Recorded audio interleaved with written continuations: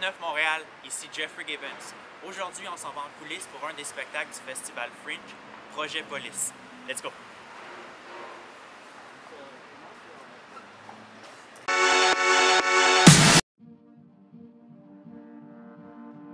Respiration.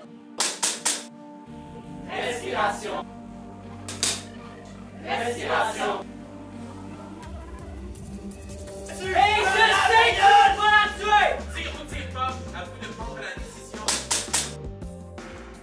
Pourquoi est-ce que vous avez choisi de discuter du rapport de la police avec la société? Qu'est-ce qui vous a inspiré? Je pense que c'est un sujet qui polarise énormément, donc on se rend compte aussi que ça soit souvent pour ou contre la police et qu'il y a plusieurs zones de risque qu'on ne connaît pas nécessairement. Donc en fait c'était aussi au début un travail juste de citoyen, de s'informer sur comment ça fonctionne les policiers, pourquoi on voit souvent des scandales par rapport aux erreurs policières, mais on ne sait pas des fois toutes les subtilités. Donc avant tout c'était vraiment un désir citoyen de s'informer sur le sujet. Il y a beaucoup d'interactions avec le public dans le spectacle. Comment est-ce que ça affecte ton jeu et la performance en général?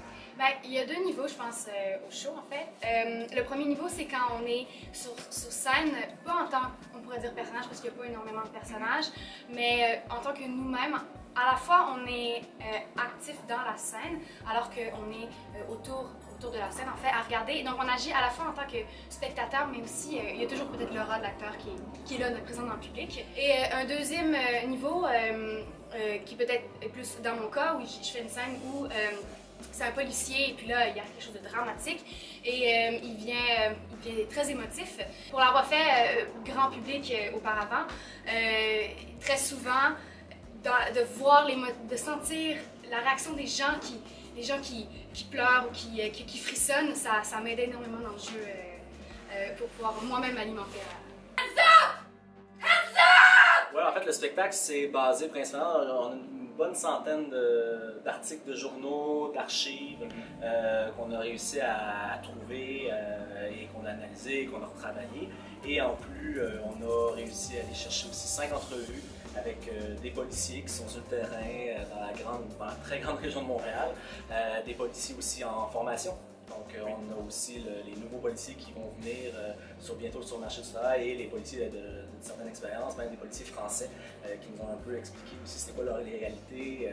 On est allé chercher aussi des interviews de professeurs en criminologie pour nous aussi donner un point de vue peut-être plus théorique ou intellectuel sur le sujet. Comment ça s'est passé dans la dynamique de créer en collaboration avec tout le monde? Ben, plutôt bien. Je pense que justement, vu que c'était collectif, on réussissait à s'alimenter. Puis ce que ça a fait, c'est que, tu sais, au début, on avait chacun comme un sujet sur lequel on travaillait. Mais ce que ça a fait, c'est que vu que tout le monde s'aidait, on s'est chevauché puis on s'est plutôt mis en équipe pour travailler sur différentes choses.